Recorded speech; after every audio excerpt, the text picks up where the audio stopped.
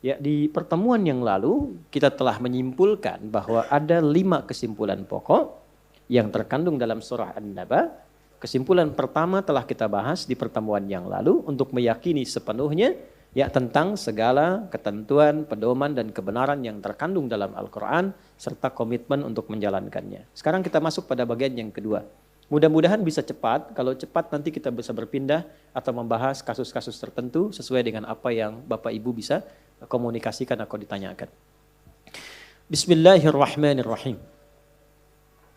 Poin kedua dari kajian surah An-Naba berupa kesimpulan yang bisa kita dapatkan untuk diamalkan dalam kehidupan. Poin kedua, isyarat dalam Al-Quran, saya ulangi, isyarat dalam Al-Quran untuk mengabaikan dan meninggalkan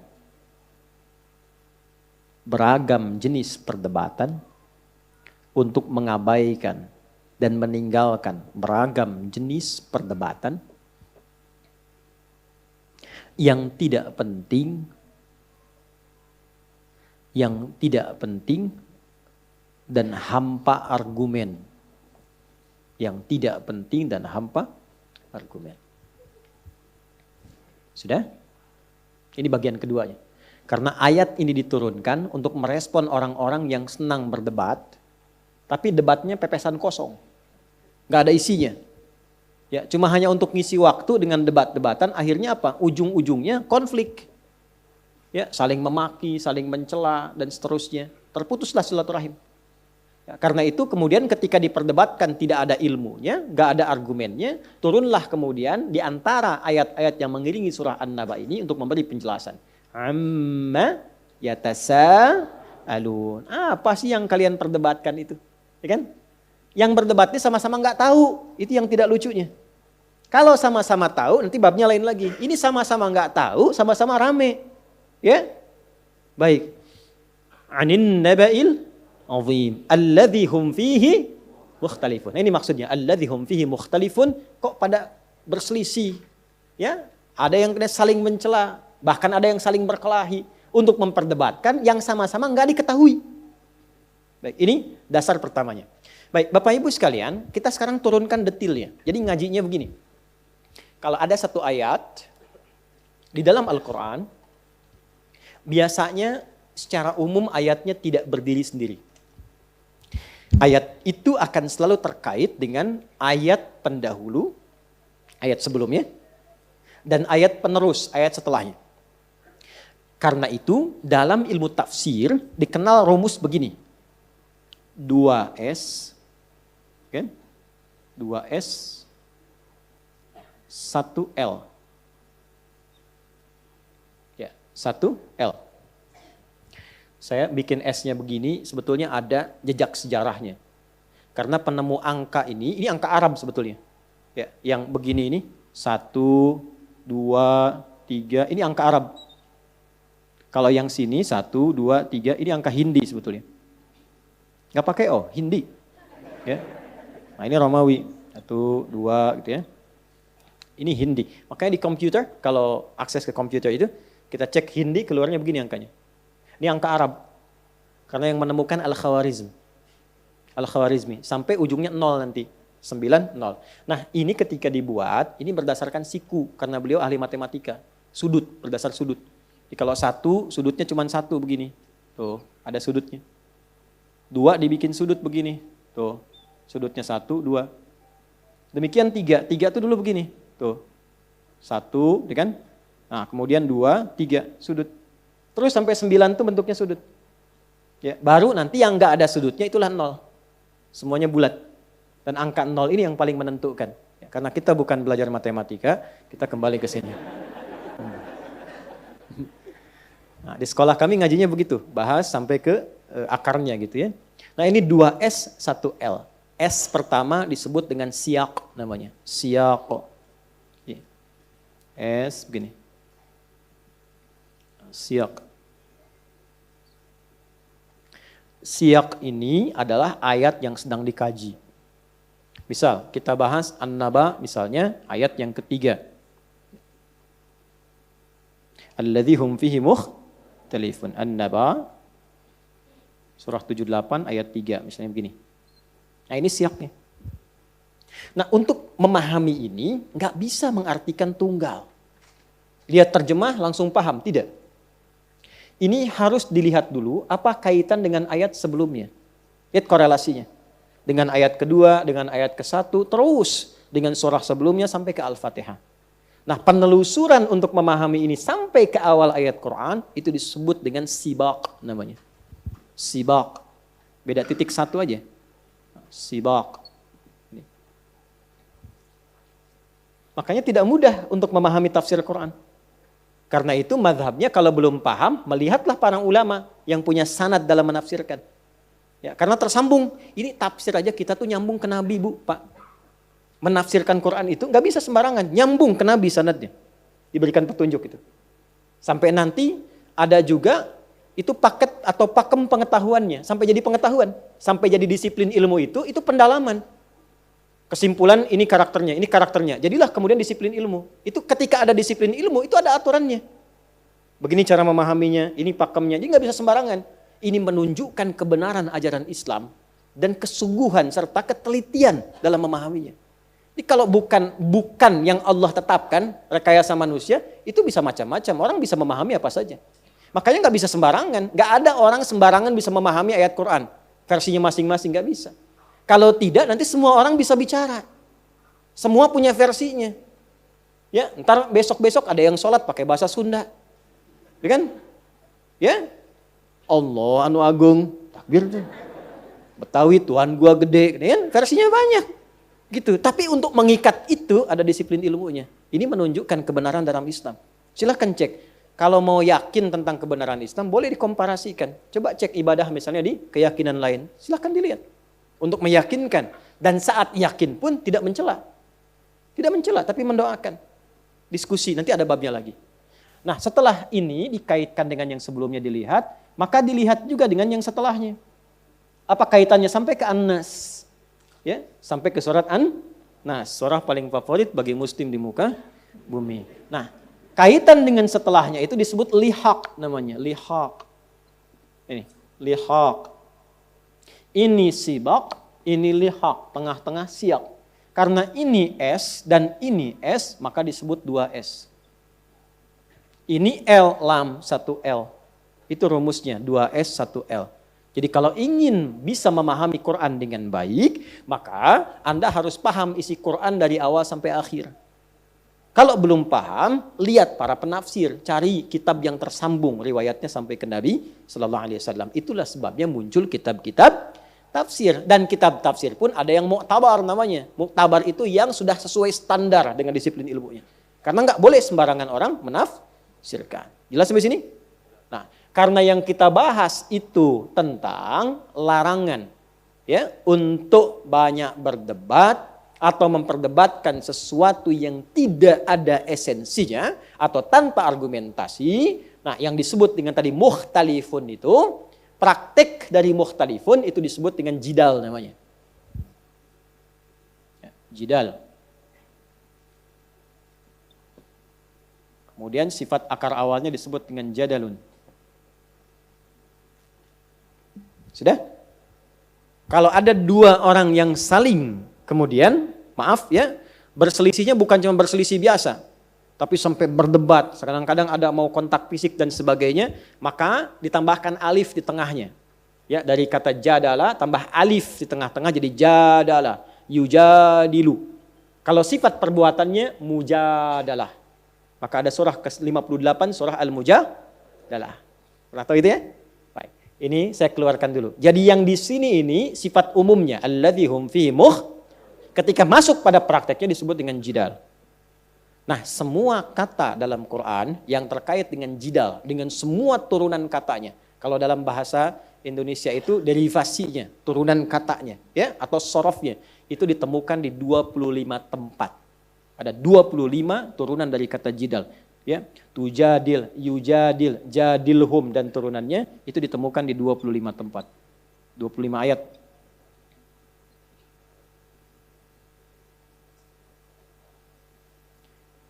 Nah, dari 25 ayat ini akan terbagi lagi menjadi pedoman, menjadi adab, tuntunan kepada setiap muslim. Kalau dihadapkan pada perdebatan, seperti apa berdebat yang baik itu? Bagaimana menghindari yang tidak penting itu? Agar tidak terjadi seperti yang diisyaratkan dalam surah An-Naba. Maka dikeluarkanlah 25 ayat ini. Dibagilah ke dalam beberapa bagian. Itu yang akan kita bahas sekarang. Ya. Jadi kita dapatkan inti pokok di An-Naba, detailnya kita temukan di 25 tempat. Ya. Itu namanya tafsir Quran bil Quran. Quran bil Quran. Baik. 1. Jenis perdebatan yang terlarang. Nah, kita mulai pada yang terlarang dulu ya, karena di ayat ini kan kesannya itu menunjukkan kepada larangan. Alladzi hum fihi mukhtalifun. Baik. Sudah? Jenis perdebatan yang terlarang.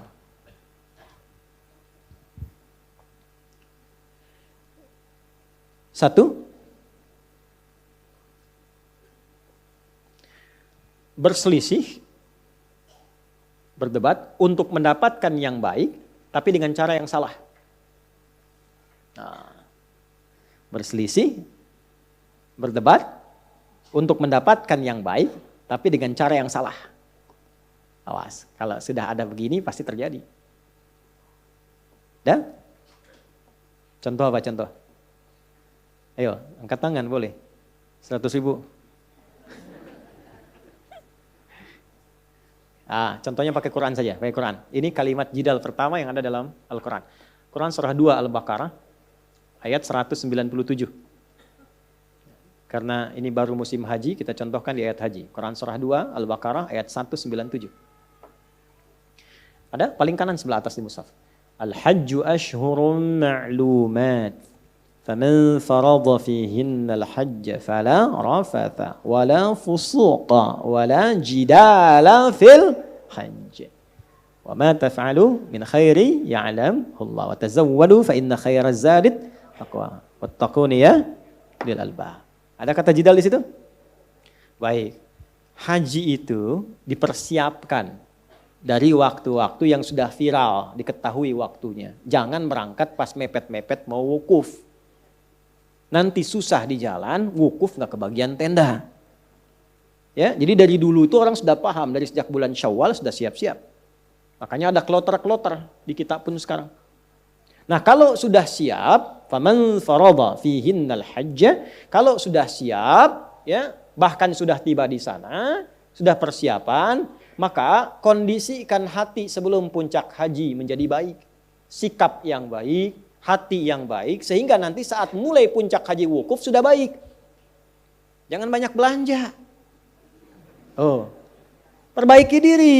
Mumpung sudah di sana, belum tentu terpanggil. Karena haji itu bukan perkara miskin atau cukup, kaya atau cukup. Bukan. Banyak kok yang kaya, yang gak berangkat. Padahal punya uang, mungkin saja dengan private jet bisa berangkat. Bisa ke tempat lain bisa pakai private jet, kenapa ke haji tidak? Ya kan? Belum tentu. Tapi bukan berarti ada potensi salah, tidak demikian. Mungkin ada sebab yang lain untuk menunjukkan ada panggilan di dalamnya. Dan keseriusan menjemput panggilan itu. Tapi poin saya bukan itu. Kalau sudah tiba di sana, maka kondisikan diri. Warming up dulu. Rajin ke masjid, perbaiki diri, banyak tilawah, banyak sholat. Supaya apa? Supaya gelombang-gelombang ketaatan yang ada dalam diri kita menyatu sepenuhnya. Begitu wukuf, sempurnalah keadaan spiritual kita. Jadi kalau doa itu khusyuk, istighfar itu enak, itu nggak mungkin bisa terjadi kalau nggak ada pendahuluan sebelumnya. Mustahil. Nah, kadang-kadang dalam pendahuluan itu orang pengen banyak berebut, masuklah ke Masjidil Haram. Tawaf kan?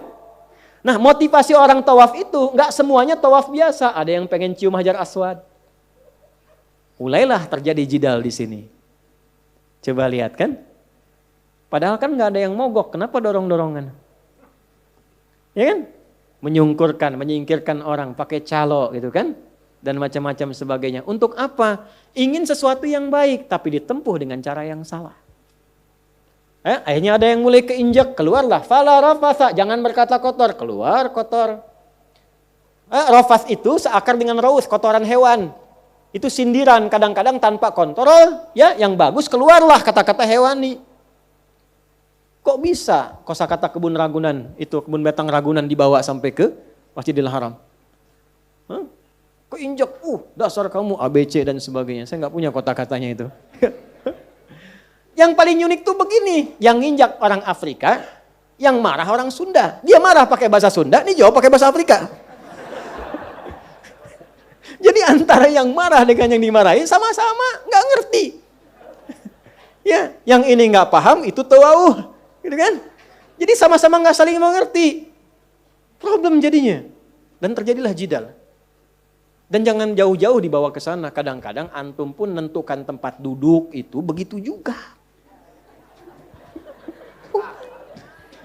Padahal sama-sama ingin mendapat yang baik kan? Saat pertama duduk ini kan, saya sudah tandain itu. Kenapa Bapak ada di situ? Mana tandanya tuh? Tertulis nama saya tuh, Roni, kan? Mana? Tuh buka di balik karpet ternyata. Itulah sebabnya dalam masuk majelis ilmu pun ada adabnya. Ada. Imam Nawawi itu sampai bikin kitab. At-Tibyan fi adab hamalatil Quran. Kalau ingin cepat dapat ilmu, cepat paham, itu dari masuk pun ada adabnya. Ya, sekalipun nggak sampai masuk ke dalam, misalnya ada di luar, itu kalau mempraktekkan adab ini bisa lebih paham. Ya, karena esensinya itu keikhlasannya. Itu poinnya. Nah, ini yang mau saya tekankan, ini adab yang pertama. Kalau disebutkan, itu pasti terjadi. Maka adabnya bagaimana? Menghindar dan menjauhi. Menghindar dan menjauhi. Kalaupun kita mengharap sesuatu yang baik, tapi berpotensi ada perdebatan yang melukai, maka menghindar dari situ, menjauh dari situ, dengan tetap bermohon kebaikan kepada Allah. Perhatikan jawabannya. Jika kita mampu melakukan itu, walau tidak berada di tempatnya, Allah akan mengabulkan lebih cepat dari orang yang berada di tempatnya. Tahu Raudhah di Masjid Nabawi? Betapa banyak orang ingin masuk ke situ kan? Kita udah ngantri lama. Sekarang kan ngantri kan? Pakai online ngantri. Begitu masuk, cek. Masuk tuh. Ternyata penuh. Kebagian di belakang tiang. Kan tiang-tiang kan? Tiang. Tiang dari sini ke sini. Yang ada yang sembunyi nggak mau keluar di sini nih. Saya paham itu tuh. Sini aja ngumpet sini gitu. Askar ke sini pura-pura gini lagi. Kan sini nih biasanya nih kebanyakan. Nah, ini ada tiang-tiang di sini. Penuh. Ini kita selalu share dengan teman-teman yang umrah, yang haji juga. Kalau sudah merasa penuh di sini, biasanya saya menyampaikan begini kepada teman-teman. Coba lihat peluang, masih ada di area itu enggak? Walaupun enggak harus sholat. Biasanya paling gampang, cari tiang yang dekat sini, itu pasti ada space yang kosong. Ada. Berdiri aja sini, mohon minta. Ya, kan tidak dituntut sholat. Karena problemnya kebanyakan yang masuk ke situ pengen sholat. Nggak apa-apa, nggak dilarang, silahkan sholat. Tapi kalau nggak mendapati, kan bab yang paling pentingnya ini taman, di antara taman-taman surga, yang kalau minta dikabul. Kan nggak harus sholat. Kalau ada bagian tertentu yang kosong, masuk berdoa. Cuma sekarang ini pun penuh, nggak bisa ke sini. Jangan berdebat untuk mengeluarkan orang dari dalam. Apalagi sampai udah tahu di sini penuh, masih melangkah. Ya, yang ini berdoa, yang ini sujud. Sholat nggak enak, minta nggak khusyuk. Ya, belum selesai minta datang askar. Ya kan? Sudah, haji. Saya bukan haji, saya Abdul. Ini, tuh. Caranya bagaimana? Tarik ke belakang. Duduk aja sini. Sholat di sini, minta di sini. Mohon sama Allah. Ya Allah, Kau perintahkan aku ke sini lewat Rasulmu, aku datang. Kau perintahkan untuk bermohon, aku bermohon. Ya Allah, sungguh banyak di antara hamba-Mu yang Kau berikan kemuliaan hadir di area itu. Maka mohon kabulkan doa-doa mereka ya Allah. Jangan sia-siakan air mata mereka. Dan betapa Engkau mengetahui hamba pun ingin berada di dalamnya. Maka mohon ya Allah, seperti Engkau kabulkan doa mereka, kabulkan pula doa hamba yang Engkau maha mengetahui sebelum hamba mohonkan. Demi Allah saya katakan, kalimat itu bisa mengguncang aras lebih cepat 2 kali dibandingkan dengan di dalam. Dan terkabul. Saya berani mengatakan karena setiap kesempatan mendapati itu saya lakukan. Sama kasusnya dengan multazam. Teman-teman yang pernah umrah dengan saya pasti tahu. Kalau saya tawaf itu kan selalu saya dekatin kan. Sini, di sini. Kalau nggak dapat, sudah jangan. Ke belakang. Tarik ke belakang. Biarkan yang di depan mendapatkan bagiannya, kita dari belakang memohon sejurus dengan ini. Dan ternyata terkabul. Gitu. Jadi kadang bukan merelakan, tapi menempatkan sesuai dengan fikihnya. Karena Quran yang bicara, Quran yang minta. Jangan lakukan, jangan berdebat. Esensinya kan dikabulkan. Karena tujuan meminta itu untuk ketaatannya, bukan mengkultuskan tempatnya. Makanya Umar kan komennya demikian. Kalau bukan karena Rasul perintahkan, gak akan kucium batu ini. Gitu kan? Bukan itu poinnya, karena diperintahkan kita masuk. Nah perintahnya kalau begini jangan berdebat, mundur, minta, mohonkan. Intinya kan dikabulkan. Cuman problemnya orang kesana sekarang bukan mintanya, update statusnya.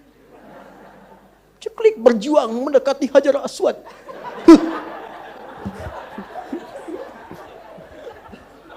Dan masih bisa live gitu. Kalau orang Jepang lewat tuh tung tingun katanya. Itu poinnya. Paham ya? Itu prakteknya. Jadi kalau spirit saya tidak terbiasa cuma menyampaikan begini, itu selesai. Baca pun Anda nggak usah ikut ngaji, selesai. Tapi kita nggak akan dapat 25 poin itu. Babnya begitu. Ya, bukan hanya perdebatan-perdebatan biasa. Kalau ada yang diinginkan baik, tapi di situ ada ya perdebatan, perselisihan yang memungkinkan terjadi pertikaian, mengalah, mundur. Dan berita baiknya apa? Berita baiknya. Orang yang menghindari perdebatan, sekalipun dia benar, Allah akan bangunkan baginya satu istana di pinggiran surga. Itu kalimat Nabi, hadis selesai. Dan Anda gak usah tanya, kenapa di pinggiran ya Rasulullah? Yang penting dapat. Ya kan? Dapat, itu kan berita baik, artinya masuk kan ke situ. Ya kan? Ya masuk aja belum jelas gitu kan? Yang penting dapat. Dapat. Orang banyak nanya sekarang ini, subuh 2 rakaat masih ditanya. Kenapa subuh harus 2 rakaat? Itu aja ente terlambat Joni. Ya kan? Balik sini, sudah paham ya? Nah, kalau sudah paham praktekkan. Ya, masuk majelis ilmu penuh, jangan maksa, nggak usah diterobos. Nggak usah. Agak geser, tenang, pelan-pelan. Nah yang di dalam kalau merasa masih luas, kasih space. Itu dapat pahala dari Allah. Dinaikkan derajatnya. Tapi kalau sudah penuh jangan dipaksa. Samping, ya kan? Tapi Ustaz suaranya nggak jelas, kasih tahu panitia. Pelan-pelan. Alhamdulillah sekarang bisa direkam kan? Diulang, dilihat. Itu kalau kita bisa lakukan, mohon kebaikan, dapatnya bisa lebih banyak. Jelas? 1 ya. 2. Kita masih pada yang dilarang ya. Contoh kedua. Awas, dan ini pun banyak terjadi. Berdebat, berselisih, untuk membela perbuatan salah. Jangan dilakukan. Ini di An-Nisa ayat ke-107. Wala tujadil 'anil ladzina yakhtanuna anfusahum. Dah? Nah, biasanya yang begini ini orang munafik. Ya, ini ciri khas karena ini sedang menerangkan tentang sifat nifak. Ya, jadi kalau ada orang salah, terus dibela. Nah, lawan diskusinya orang benar. Sudah ada orang benar, menerangkan yang benarnya, malah dicari-cari untuk lawannya. Ya, dicari argumentasi supaya seakan-akan ini ada pembanding. Ini benar kok, benar dipertahankan. Itu sesuatu yang salah. Itu dilarang. Sengaja berdebat untuk melawan sesuatu yang benar, tapi membela yang salah. Contoh. Ini paling gampang, paling aktual. Tapi jangan dipotong videonya. Kamera turun. Turun kamera. Ya, biar satu saja, biar lengkap. Nih, orang sudah tahu setiap muslim, kalau sholat berjamaah itu, khususnya di masjid misalnya, imamnya laki-laki. Saf makmum yang laki-laki depan. Kenapa ketawa? Perempuan di belakang. Sebaik-baik safnya tuh di belakang. Belakang pun ditata lagi. Udah ada bagiannya. Jadi kalau pengen saf pertama perempuan, di saf perempuan, di belakang laki-laki. Ya, itu yang sehat. Nah, dan itu yang benar. Karena yang ngajarkan Nabi. Kan gak mungkin melampaui Nabi. Nabi kan yang nyuruh. Bukan cuma disampaikan, sampai dipraktekkan, diukur oleh Nabi. Digaris begini, diatur. Abu Bakar sini, Utsman sini, Umar sini. Baris semua. Sampai masing-masing punya hobi. Ada yang pojok kanan, ada zaman Nabi itu. Ada pojok kanan. Saf depan ada. Dan itu ditunggu oleh Nabi. Karena Nabi tahu. Alhamdulillah. Nabi tahu, itu ketahuannya saat meninggal. Karena Nabi komen, nungguin mana si fulan yang biasanya pojok kanan ini. Dilihat nggak ada. Ditunggu itu. Karena sudah waktu mau habis, maka dilakukan sholat. Lalu dicari ke rumahnya. Ini kisah nyata. Jadi kalau kita sambil belajar sirah, enak dapatnya. Begitu dicari, jauh juga rumahnya nih. Itu sahabat yang komen kan, Nabi biasa aja. Sahabat. Kan Nabi biasa aja, Nabi kan Masya Allah itu kan biasa. Kadang-kadang begitu gurunya biasa, muridnya yang komen kan. Nyampe ke rumah ketemu istrinya. Ya Rasulullah, ditunjukkan kan, istrinya datang keluar, ya Rasulullah si fulan meninggal, singkatnya demikian. Sehingga nggak bisa berangkat untuk berjamaah. Masya Allah. Sampai husnul khatimahnya. Nabi cuma nanya gini, ada nggak kejadian yang aneh atau unik sebelum dia meninggal? Tuh, namanya Nabi kan? Nggak ada ya Rasulullah, cuma dia berkata begini, ya Allah kenapa nggak lebih jauh lagi katanya. Apalagi, ya Allah kenapa bukan yang baru?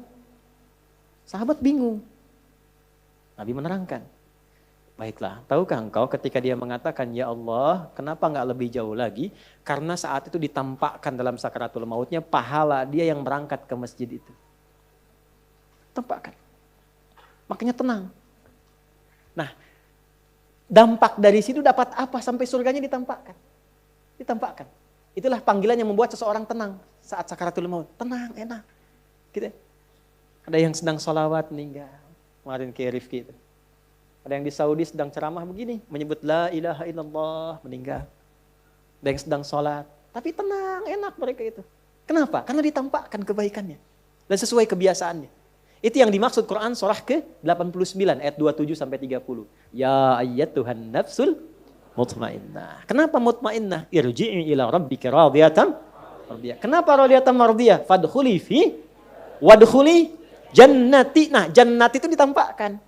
Sehingga dampak dari kegiatan kita itu ditampakkan hasilnya. Senang kita. Dalam senang itulah diambil nyawanya. Sehingga itu yang dimaksudkan lembut, tak terasa, enak pulang. Pulang tuh enak sebetulnya. Yang gak enak pulang tuh yang gak punya bekal. Kan kalau mudik enak kan? Yang gak enak mudik tuh yang gak punya bekal. Harusnya pulang itu enak. Tenang, pulang. Maka ditampakkan. Dan dia berkata dalam sakaratul maut, ya Allah kenapa gak lebih jauh lagi? Karena dia yakin kalau makin jauh makin banyak pahalanya. Antum datang ke sini yang dikira yang dekat saja. Lihatlah kita yang jauh-jauh. Kalau ikhlas karena Allah itu dinilai teman-teman. Nanti waktu membuktikan, ada saatnya nanti Allah tampakkan apa yang kita ingin dapatkan itu. Ada saatnya. Gak sia-sia. Ya. Lalu di perjalanan satu waktu, ada seorang sedang kedinginan di musim dingin. Nah beliau ini memakai pakaian double. Yang baru yang di dalam, yang luar itu yang lama. Dibuka yang lama yang luarnya dipakaikan ke situ. Maka ditampakkan bagian pahala kebaikannya. Maka keluar di lisannya, ya Allah kenapa yang gak baru saja ya. Menyesali dirinya, padahal menyesal dalam kebaikan. Kenapa yang gak yang baru saja. Keluar itu. Maka itu tanda dari husnul khatimah. Ya. Tapi bab kita bukan di situ. Bab kita adalah Nabi tetap walaupun sedramatis apapun, sesedih apapun, safnya tetap yang depan laki-laki. Laki-laki semua. Nah perempuan di belakang. Sayyidah Aisyah ketika mulai ke masjid itu ngambil yang paling belakang itu. Ya, sehingga beliau pun melihat, kami itu kalau udah selesai segera pulang lagi. Ya, untuk menjaga kehusyuan, menjaga kebaikan, supaya tidak ikhtilat, bercampur, dan pasti akan berpengaruh. Makanya di awal-awal waktu saat baru-baru masuk Islam, saat ada perintah sholat, itu perempuan dilarang ya mendekat kepada laki-laki yang sedang sholat, apalagi lewat depan. Bisa dianggap batal. Kenapa? Karena sedang melatih syahwat di awal-awal masuk Islam. Ya, saking dipisahkannya supaya baik. Dan jangan dikira kalau ke belakang itu menunjukkan status perempuan rendah. Tidak, jangan ngarang sendiri. Tidak, bukan itu maksudnya. Ayo rekam tuh. Jangan dipotong ya. Bukan. Justru ketika mematuhi Allah tinggi statusnya. Jadi yang dilihat itu bukan safnya, kepatuhannya terhadap Allah dan Rasulnya. Begitu patuh status naik. Nah patuh itu feedbacknya apa untuk kebaikannya. Supaya ini khusyuk, sana khusyuk, nilainya sama. Justru kalau ibu maju ke sini maksa, nilainya jadi salah. Yang tadi benar, jadi begitu maju safnya, ya bahkan bersandingan, nih laki-laki, ini perempuan, laki-laki, perempuan. Imam laki-laki, kadang perempuan, laki-laki, perempuan. So, kan? Ganti-ganti, jadi nggak jelas. Akhirnya apa yang terjadi? Satu, menyalahi aturan. Yang kedua, menyalahi hikmah. Kalau sudah menyalahi aturan dan hikmah, pasti kontroversi. Kalau sudah kontroversi, pasti ada perdebatan. Kalau sudah ada perdebatan, tinggal dilihat masuk babnya mana. Nah, biasanya kalau sudah salah, Allah kirim orang baik untuk meluruskan dengan cara yang baik. Ini berdasarkan ketentuan Nabi. Sepanjang kita Muslim, maka ini aturan bagi orang Islam. Sabnya begini, ininya begini. Tiba-tiba nggak ada angin, nggak ada hujan, nggak ada petir. Datang lagi sosok lain membela misalnya. Ini demi kesetaraan. Ada bab lain. Bab dari mana, Johan?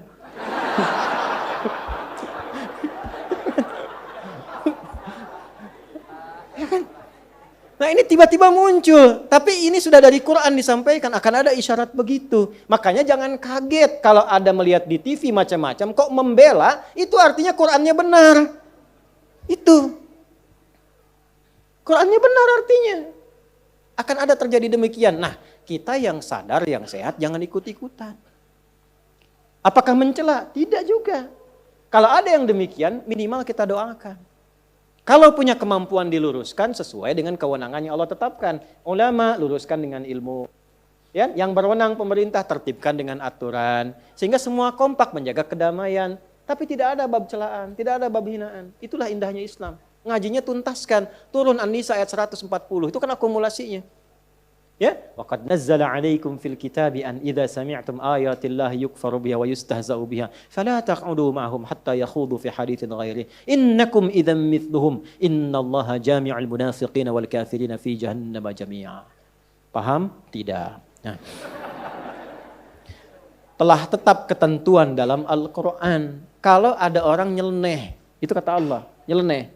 Ayat Quran diingkari, petunjuk Nabi diseling-selingi. Ya. Bahkan sengaja, kadang-kadang menjadi olok-olok. Merasa benar mengolok-olok. Kalau terjadi yang demikian, jangan lakukan hal yang sama, kata Allah. Hindari, pertama jauhi. Jadi kalau ada tempat yang kurang sesuai, kontroversi, dilihat ternyata menyimpang, ya sudah jangan diikuti, jangan daftar, jangan masuk, jauhi dulu. Setelah itu apa? Ya, bahasa Qurannya indah supaya kamu nggak terpengaruh. Dan kalaupun ada perdebatan yang seperti tadi, tinggalkan, jangan disimak. Dengar yang baik-baiknya, yang kontranya itu nggak usah disimak, buang-buang waktu. Akhirnya apa? Bikin sebal, malah keluarlah kata-kata yang kotor. Keluar itu. Apa kata Qurannya? Innakum idzam mithluhum. Kalau Anda juga mencela, ya sama aja Anda dengan mereka. Sama-sama tercela. Dan Islam tidak mengajarkan itu. Kita itu risalahnya kebaikan. Sekalipun mau lurus, dengan meluruskan dengan cara yang baik. Bukan dengan celaan. Seburuk-buruknya orang, kalau masih hidup tuh punya peluang untuk jadi baik. Allah memberi peluang, kenapa Anda yang bukan Tuhan menghambatnya? Maka minimal kita doakan. Minta kebaikan. Siapa tahu kan orang tumbuh itu dari lahir, dari tumbuh, sudah mendapati informasi itu. Ya kan? Yang bisa merubah itu doa kita, mohon kepada Allah. Allah yang berwenang untuk merubahnya. Jelas? Nah, adapun orang ini yang sengaja untuk berdebat, sengaja mempertahankan, kalau dia tidak tobat, maka dikelompokkan oleh Al-Quran ke dalam golongan munafik. Jadi orang munafik itu ciri khasnya senang-senang mendebat yang benar-benar. Membawa sesuatu yang penting kontroversi saja. Gitu. Kalau dia mengaku muslim, maka yang seperti itu pun kita hindari. Jelas sampai sini? Jadi nggak usah repot-repot direspon. Respon lagi, sehingga banyak status jadi nggak berkembang. Ujungnya apa? Cuman perdebatan, nggak ada isinya. Paham? Tuh, 2. Tidak pernah ada isi Quran kecuali pasti sesuai dengan keadaannya. Baru 2. 3. Sudah? Sudah? Oh ya sudah. Sudah. Nah, yang ketiga kita ambil contoh saja yang lain. Ini kan bagian pertama tadi ya, perdebatan yang terlarang. Ya. Tadi kita simpulkan bila ada yang jelas-jelas walaupun kelihatan baik, tapi memicu perdebatan tinggalkan. Kalau kita sadar meninggalkan karena Allah, Nabi menjamin diberikan apresiasi bahkan dibangunkan istana di pinggiran surga. Doa tetap terjawab. Yang kedua yang jelas-jelas memang salah. Ya, tidak ada kebaikan di dalamnya, memang salah. Tapi dibela kesalahan itu sehingga menjadi perdebatan. Jangan ikut-ikutan, apalagi yang tidak paham. Sudah nggak paham, nggak ngerti. Ya, masuk ke situ rame aja.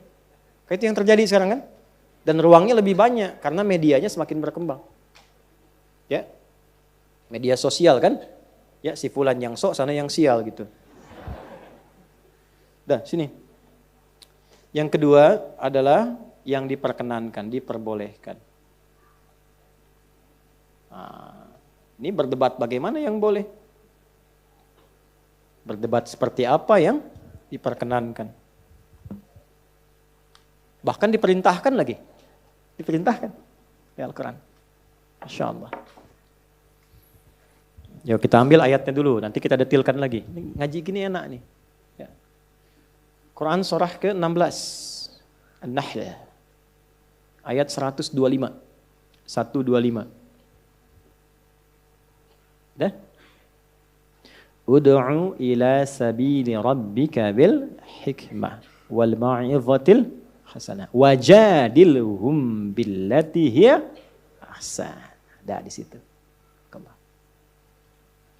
Ajaklah, dakwahilah, terangkanlah siapapun itu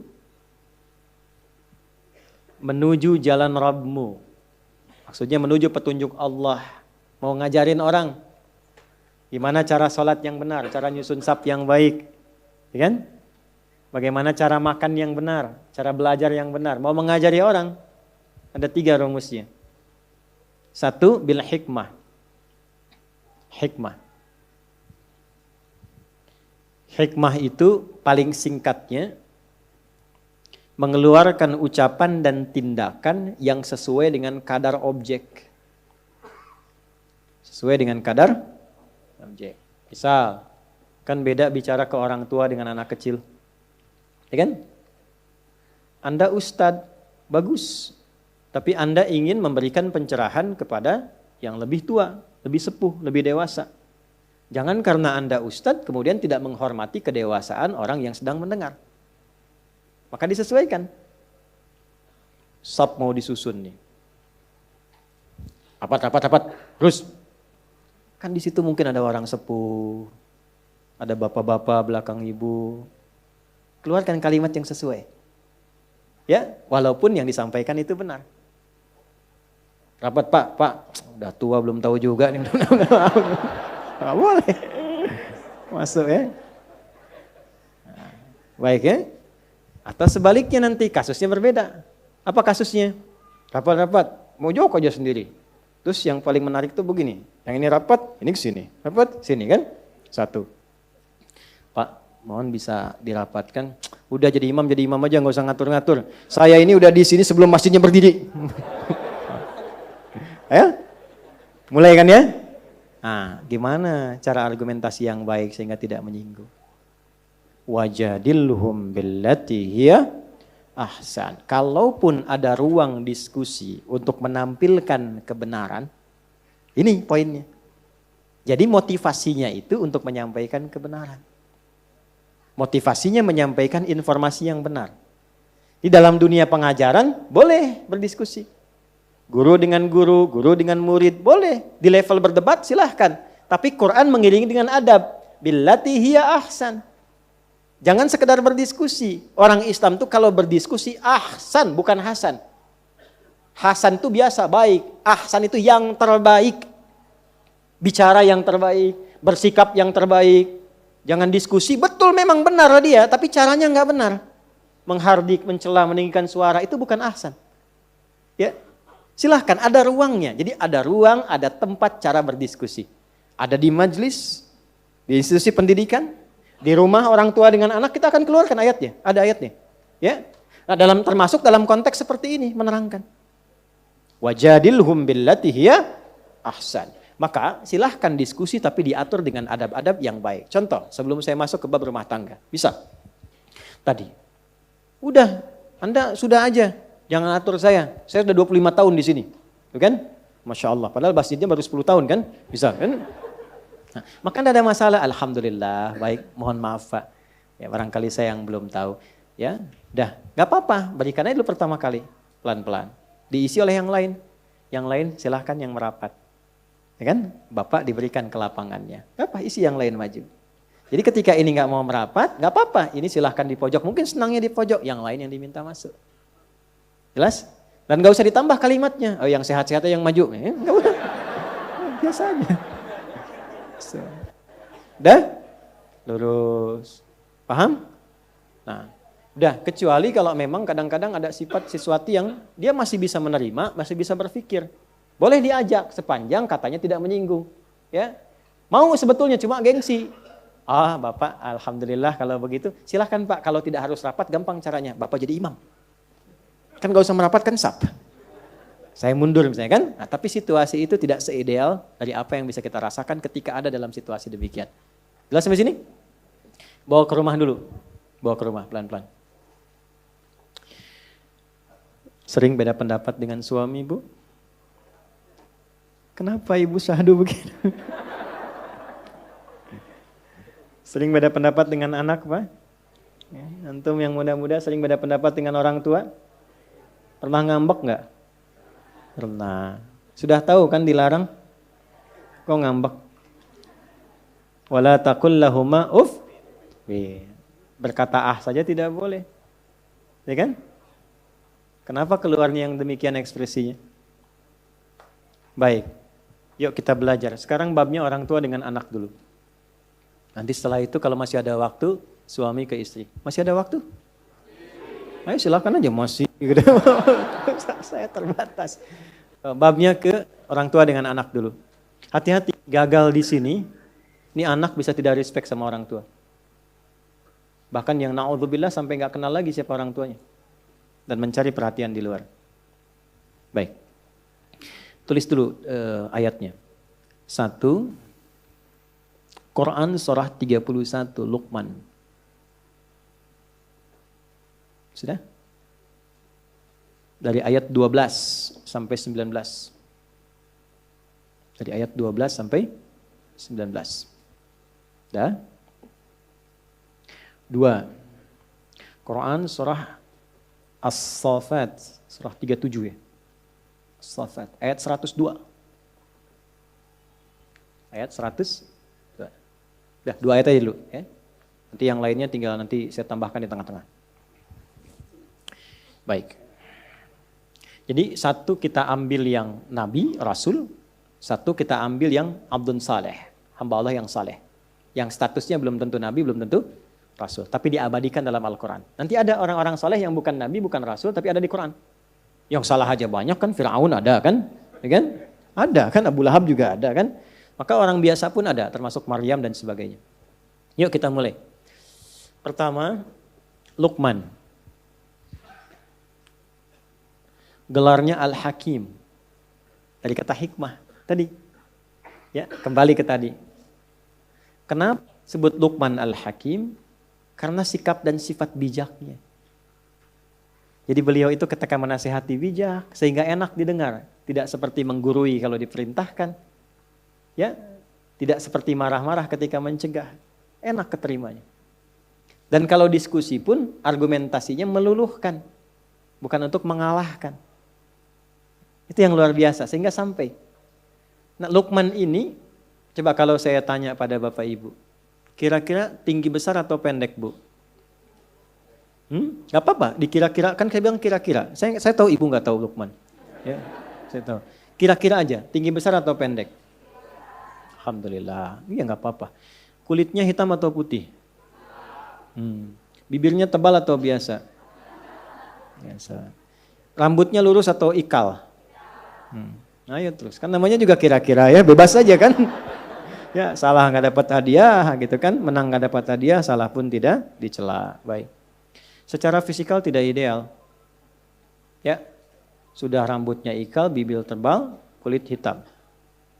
Tapi kalau Allah sudah berkehendak, dan di Ar-Rum itu sebelum pengantar ayat favorit ayat 21, dijelaskan dulu pada ayat sebelumnya. Allah menciptakan perbedaan fisikal itu bukan untuk menunjukkan pada rasialisme. Bukan. Tapi untuk menunjukkan betapa megahnya rahmat Allah yang diturunkan pada semua lapisan hamba. Gitu. Termasuk dalam mengatur cuaca. Saya tuh baru mengetahui hikmah yang luar biasa tafsir Quran dalam kehidupan itu ketika ke Tripoli. Kan ada 72 negara bukan orang di situ. Banyak Afrika.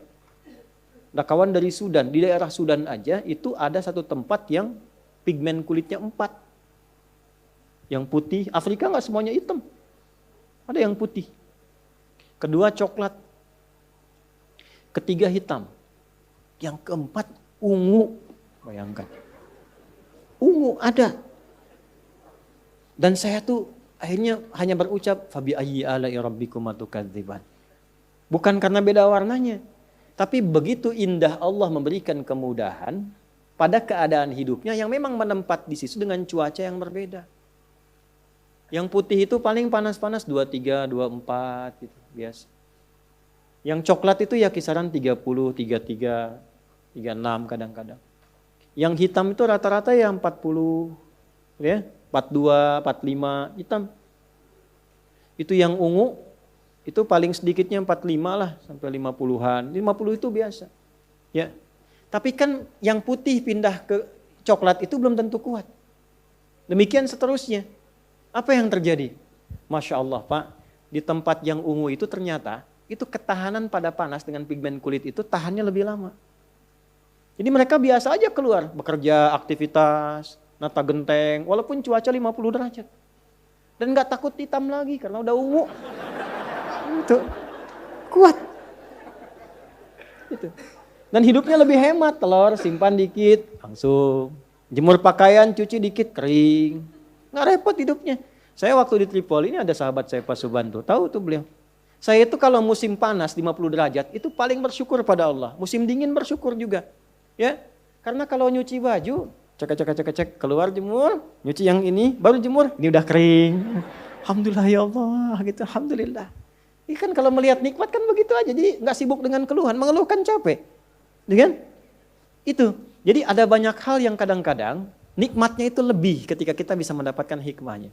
Nah, Luqman Al-Hakim itu dimuliakan oleh Allah supaya kita bisa menyadari dan mensyukuri apapun yang Allah berikan pada kita. Bahasa simpelnya gini, kalau ngaji Qur'annya kita insya Allah agak dalam, di setiap penciptaan yang Allah tetapkan pada diri kita, ada keistimewaan yang melekat yang berbeda dengan selainnya.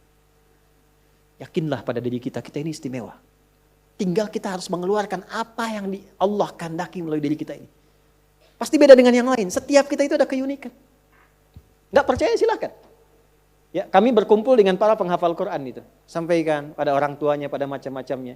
Ya, mulanya ada orang tua yang melihat, kok anak saya kok bisa lumpuh otak, anak saya begini. Tapi ternyata ketika diberikan Quran, Allahu Akbar, kecepatan dia menangkap Quran lebih cepat dibandingkan dengan orang yang bahkan divonis otaknya normal. Jadi kalau disebutkan Quran, cepat sekali. Kalau ditanya, lambat menjawab. Tapi Quran cepat, Quran cepat, Quran cepat. Rupanya dengan keadaan fisik demikianlah dia memuliakan kedua orang tuanya. Ibunya bisa umrah, bisa haji, karena keadaan anaknya. Disambut oleh kepala negara di tempat berbeda, disambut oleh ini itu, karena anaknya. Temukan kemuliaan itu. Kalau sudah paham, tidak ada satupun orang tua yang menyesalkan keadaan anaknya atau bahkan memvonis keadaan dirinya. Istimewa semuanya. Nah, di dalam Quran itu yang paling menarik Pak, saya mulai dari ayah dulu nih. Dialog itu selalu ayah, anak, jarang ibu. Silakan cek. Ayah, anak, jarang ibu. Ini pendidikan pertama. Kenapa? Karena umumnya keadaan ibu lebih banyak di rumah. Nah, itu status tertinggi seorang ibu. Berbahagialah Bu menjadi ibu. Itu status tertinggi. Umumnya ada di rumah. Ayah karena ada tugas mencari nafkah, seringnya keluar. Nah, saya tanya, yang dicari itu nafkah ya, yang di luar itu untuk dibawa ke rumah atau untuk dinikmati di luar? Bawa ke rumah kan? Ya kan? Baik, jadi untuk anak kan supaya tumbuh ada perhatian dan sebagainya. Sekarang saya mau tanya pada Anda, dan tolong di dalam hati aja dengan jujur jawab dengan baik. Anda memilih mana? Sukses di kantor, tapi anak tidak kenal dengan Anda. Di luar Anda hebat. Wah, Pak Direktur luar biasa, pekerjaan hebat. Tapi anak gak kenal Anda. Yang Anda kirim itu cuma uang. Kayak mainan, jalan-jalan. Sehingga anak mencari pembuktian dan perhatian di luar rumah karena gak pernah kenal sosok ayahnya. Kalau anak itu tawuran, jangan dipukul Pak. Mungkin dia sedang mencari identitas karena dia gak dapat perhatian dari bapaknya. Anak yang narkoba, anak tiba-tiba keluar. Kenapa? Karena dia mencari. Dia butuh ayahnya. Itulah sebabnya kenapa dialog sering ayah dengan anak, ayah dengan anak, ayah dengan anak. Coba kalau mau cek, mana tas saya, Pak? Ya. Ini Pak ya, ini saya bawa tas nih. Ini selalu saya bawa. Dalamnya ada ini. Ini nggak pernah saya buang.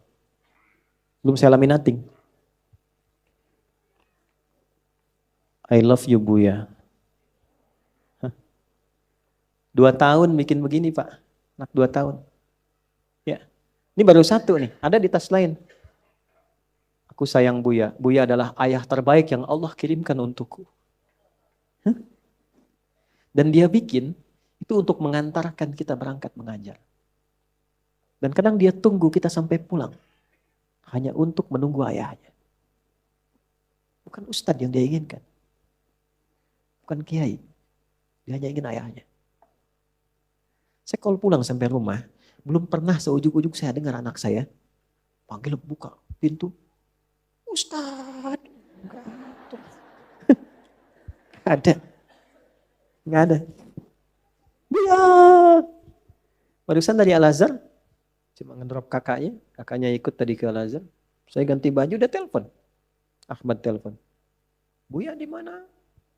Di absen. Buya di mana? Nah, Buya mengajar dulu ya ke Tanah Kusir. Oh ya, kakak di mana? Ada. Hati-hati ya Buya. Nanti pulang ditunggu. Cuman pengen ayahnya. Kok bisa? Antum katanya nyari harta buat ke rumah. Tapi pulang ke rumah kok yang di rumah dimarahi? Masalah antum di kantor. Antum tuh jadi manajer tuh di kantor. Direktur tuh di kantor. Bukan di rumah. Kok bisa pulang ke rumah anak sudah nunggu-nunggu. Sudah bikin karya macam-macam ke rumah. Ayah, diam kamu. Gak tahu ya capek. Gak tahu. Sedih. Karyanya disimpan lagi. Ya. Makanya kenapa banyak dialog di situ dengan ayah. Untuk memberikan kesan keseimbangan dalam rumah tangga. Bu, kalau ayah sedang keluar, ibu ceritakan kebaikan ayah untuk anak. Supaya anak tahu ayahnya. Abi itu Masya Allah, itu untuk kakak nanti. Supaya punya mainan baru, pakaian yang bagus, bisa sekolah, kita bisa sholat jamaah. Makanya Abi sedang mendekat kepada Allah. Gitu. Supaya dia pun kenal Allah. Itu yang dimaksud Luqman. Wa idh qala Luqmanu libnihi wa huwa ya'idhuhu ya bunayya la tusyrik. Dekatkan dengan Allah. Kenalkan. Nah, poin saya adalah ketika sampai ke level, ini indah di Quran, ada psikologi tentang perkembangan anak. Jadi kalau saya lukiskan begini, dibagi 3 bagian. Dan kita akan ketemu tentang diskusi itu. Kita akan ketemu. Jadi ada level pertama, level kedua, level ketiga. Ini level pertumbuhan awal nih. Biasanya ini ada di rentang, ya di 0 atau 2 lah ya. Sampai dengan sekarang ke 7 atau 9 tahun. 7 tahun lah, saya ambil 7 dalam urutan hadis. Kan 7 tahun sudah mulai untuk sholat kan? Ya, diarahkan, ketat maksudnya. 10 tahun baru diberikan pendidikan yang agak lebih ketat lagi. Ini kalau kita temukan di Quran, di level-level ini, itu seringkali pendekatannya menggunakan bunayya.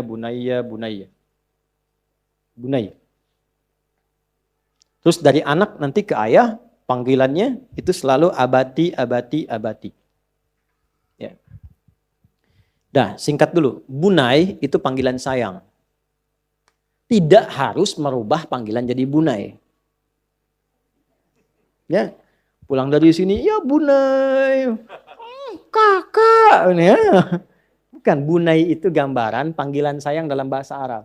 Maksudnya apa? Di rentang-rentang ini perbanyak sayang. Supaya gelombangnya terbangun. Rasa anak kepada kedua orang tua. Silahkan, mungkin beda-beda. Si pintar, cantik, ganteng, anak papa yang soleh, Masya Allah. Itu silahkan, itu bunai. Dari segi makna. Dan jangan diberikan dengan ciri hal fisik. Ya, nah gak usah saya contoh itu. Gak usah ya, kasih contoh. Singkatnya demikian. Paham? Nanti rentang usia selanjutnya mendekati awal baligh. Sekarang ini SD kelas 5. Udah SD tuh, dulu SMP tuh, sekarang ke SD. Ya. Saya perhatikan di anak-anak SD ini sekarang sudah mulai cepat balik ini. Cepat balik sekarang itu. Ada yang sudah mimpi, ada yang sudah macam-macam itu. Yang perempuan head, itu di usia 9. Kalau perempuan ya wajar lah. Laki-laki ini. Biasanya di rentang dulu usia 15 tahun dulu itu. Sekarang sudah mulai menurun. Nurun lebih cepat maksudnya. Kenapa? Karena akses dia sekarang ke media-media sosial lebih cepat. Lihat YouTube. Ya. Nonton macam-macam. Pergaulan ketemu teman berubah ceritanya. Membentuk kemudian kematangan lebih cepat. Yang repot itu fisikalnya itu lebih cepat, tapi kematangan rasionalitasnya belum. Dan emosionalnya. Karena itu apa? Al-Quran sudah lebih memahami, karena kan Allah yang mencipta kita. Karena itu tetap di fase itu sayangnya ada, tapi dikurangi, tambahkan dengan perintah, dikombinasikan. Jadi kalau sudah level yang ke sini, ya 7 sampai ke puncak kematangan balik. Ya misal dia di 16, 17 itu kan. Nah ini bunai ini sayang masih ada, tapi dikombinasikan dengan perintah.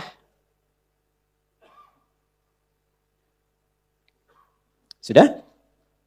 Supaya apa? Mengurangi sifat manjanya dan membentuk kemandirian awal. Kalau usia begini terus sayang, gak pernah ada perintah, nanti gak akan mau diperintahkan kecuali dinegosiasikan dengan keinginan. Manja nanti. Ya, mulai diatur. Buang sampah, antarkan teh, mulai nyapu sebagian-sebagian. Ya? Jelas?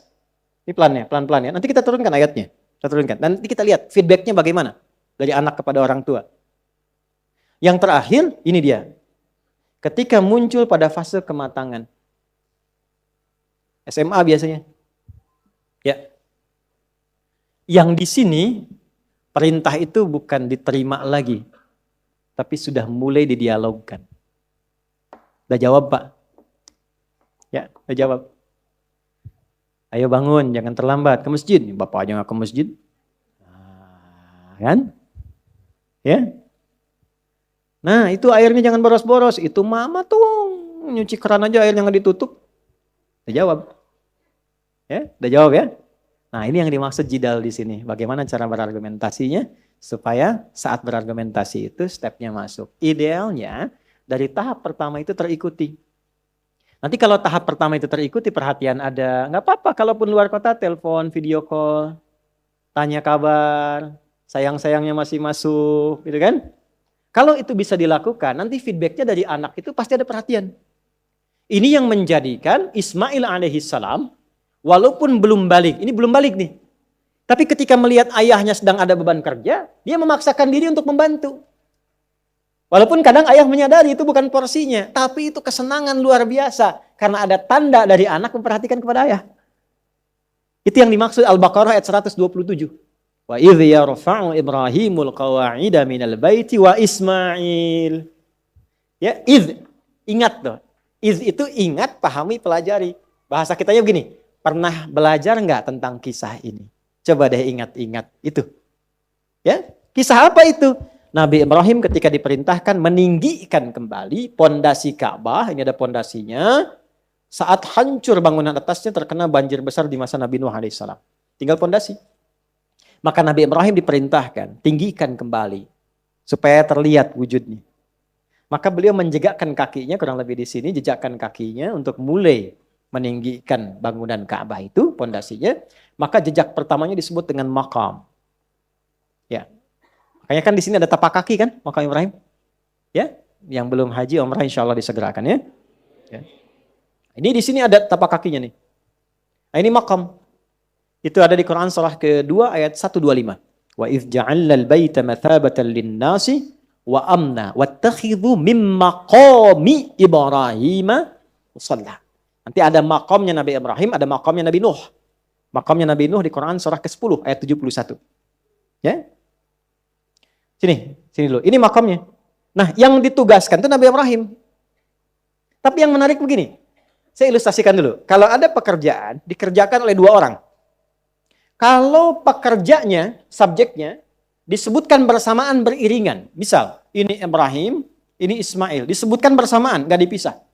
Wa idh, ini di luar Quran ya. Wa idh yarfa'u Ibrahimu wa Ismailu. Bersanding.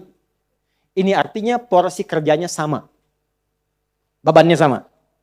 Tapi kalau ada yang pertama diawalkan, yang kedua diakhirkan, diselang dulu dengan pekerjaan, baru muncul yang kedua. Itu tandanya pekerjaan itu sebetulnya hanya untuk yang pertama, yang kedua itu membantu saja. Kembali ke ayat Al-Baqarah 127. Wa idh yarfa'u Ibrahimul qawa'ida minal bait. Pekerjaan ini memang hanya untuk Ibrahim alaihissalam. Tapi anaknya yang masih kecil, belum balik, lihat dari belakang. Ini bapak yang suka nengok, mainnya sama siapa, masih bercanda, masih melihat. Padahal Nabi Ibrahim itu tugasnya di Palestina. Anaknya Ismail alaihissalam di mana? Di Mekah. Jaraknya luar biasa. Masih sempat nengok, Pak, mainnya dengan siapa? Tuh. Dan nanti pun mau menikah pun masih tahu tuh siapa calonnya. Dengan siapa menikahnya. Karena perhatian tuh begitu tinggi, maka terjadilah feedback dari anak. Melihat bapak sedang menjalani satu beban, terlihat. Tiba-tiba anak itu bawa batu. Di sisi yang lain, dari sini datang. Bahasa kita, Pak, boleh nggak aku bantu? Bawa batu. Disusun-susun. Batu bahasa Arabnya hajar. Kan? Kalau dia disusun menjadi sekat satu bagian disebut hijrah. Kalau jadi ruang disebut hujrah. Maka datang lewat bagian sini membentuk sebagian dari sini. Maka area ini sampai sekarang disebut hijrah Ismail. Itu saat bawa batu masih kecil. Kok bisa ngasih perhatian? Karena ayahnya punya perhatian kepada anak. Sekalipun tempat tugasnya jauh. Jadi kalau sedang pulang, ayah nyapu, anak menikmati. Ya? Ayah yang bawa mobil, anak yang pakai mobil, ayah yang isi bensin. Huh?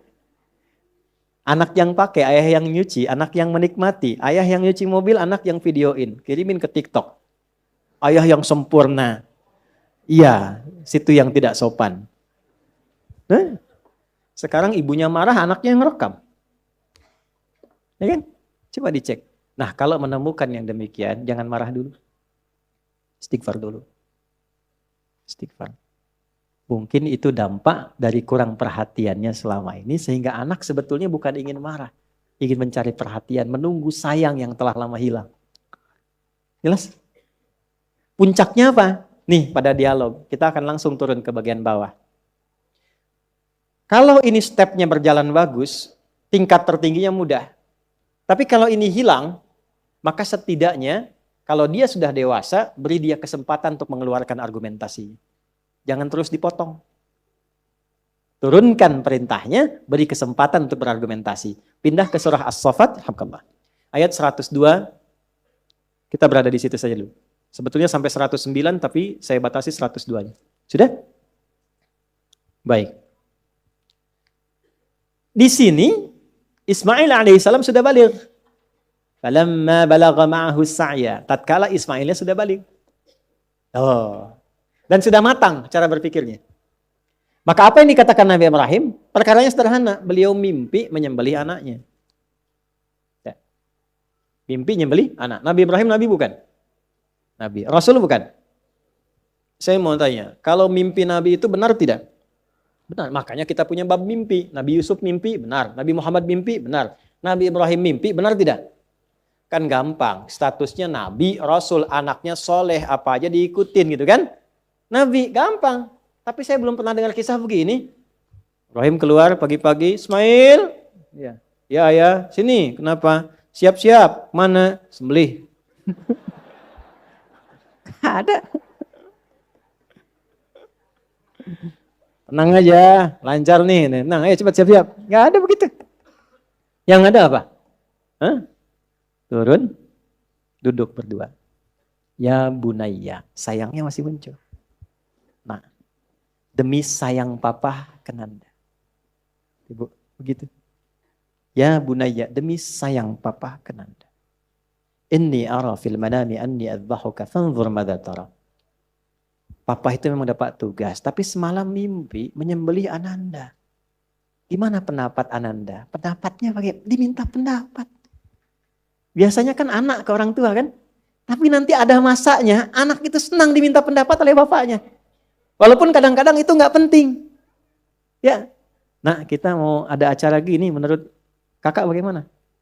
Menurut adik bagaimana? Itu top itu. Senang biasanya. Keluarlah pendapat itu. Diskusi akhirnya. Maka apa kata anaknya? Ketika anak dihargai dengan pola diskusi demikian, maka keluarlah kepatuhan. Bapak manggil bunai, anak manggil abati.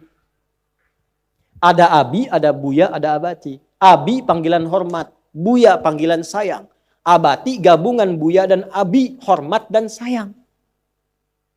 Ya, saya anak-anak masih kecil panggil buya untuk mendekatkan sayang. Sayang. Abi itu hormat. Abati itu hormat dan sayang. Ibu, ummi, hormat. Umay panggilan sayang. Amati, hormat dan sayang.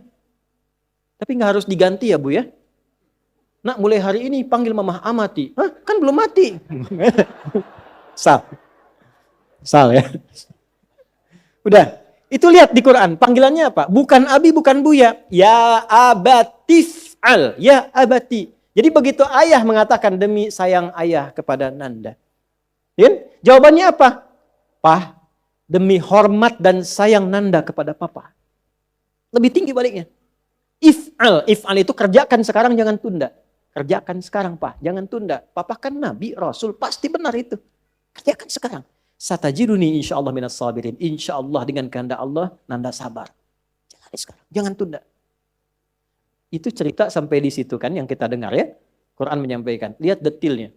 Itu ada kitab namanya bagus tuh. Ustaz Omar Ahmad Baraja itu punya kitab Akhlak lil Banin, petunjuk akhlak untuk laki-laki dan perempuan. Bapak Ibu kalau punya waktu itu dapat akses ke situ bagus sekali.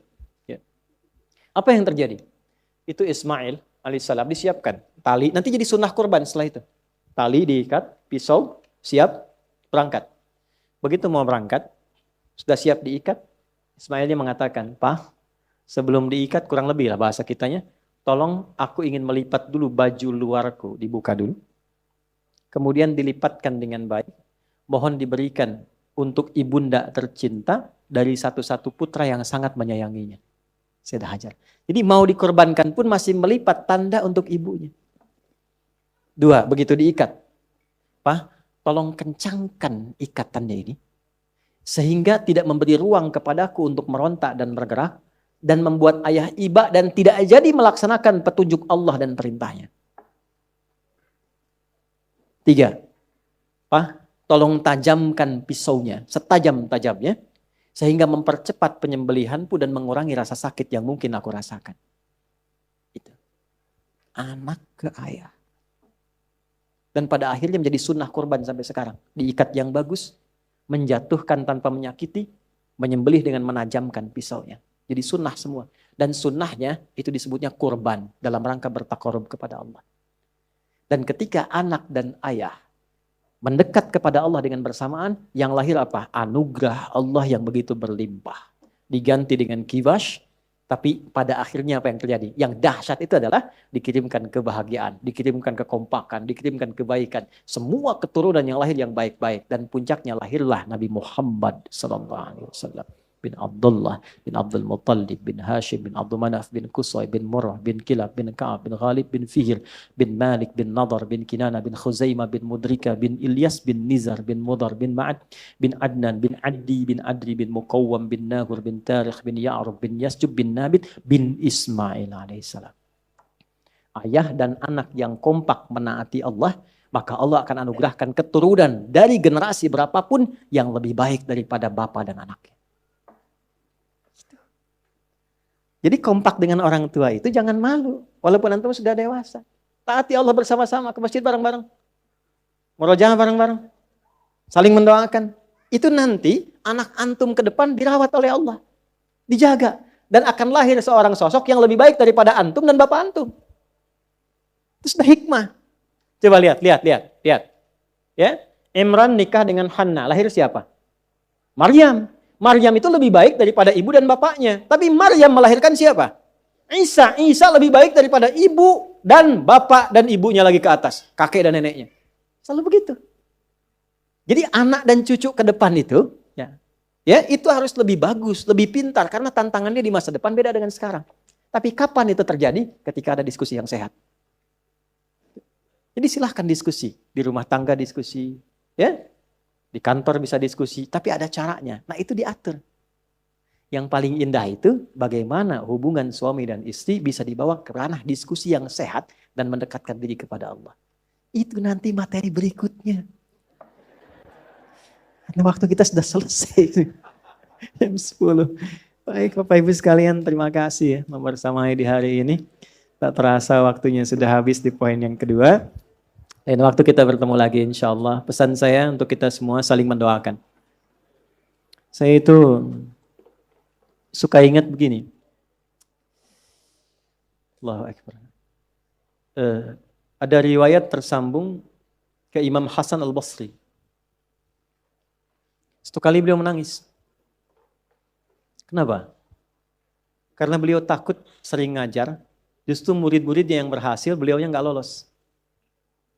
Godaannya besar. Karena itu saya mohon kita saling mendoakan. Bapak Ibu tolong dulu doakan saya, sebut nama saya dalam sujud, supaya Allah yang pertama jaga keikhlasan dalam berdakwah. Karena tidak mudah. Kedua, saya nggak minta banyak, minta diampuni dosa-dosa. Dengan keluarga, saya pun sama, saling mendoakan dalam kebaikan. Yang kedua, dapat sekecil apapun, usahakan langsung diamalkan. Pulang dari sini beramal dengan keluarga, ya, yang baik-baik, supaya saat pulang pun dalam keadaan yang baik. Yang ketiga, bikin rencana yang jelas, apa yang mau dilakukan. Kalau kerja, kerja yang jelas. Belajar, belajar yang jelas. Dan niatkan sebagai ibadah pada Allah Subhanahu wa Ta'ala. Bikin rencana. Besok nanti mau berapa lembar Quran dibaca. Di mana jamaahnya. Malam nanti tahajud mau berapa rakaat, jam berapa bangun. Bikin rencana supaya terukur. Ya.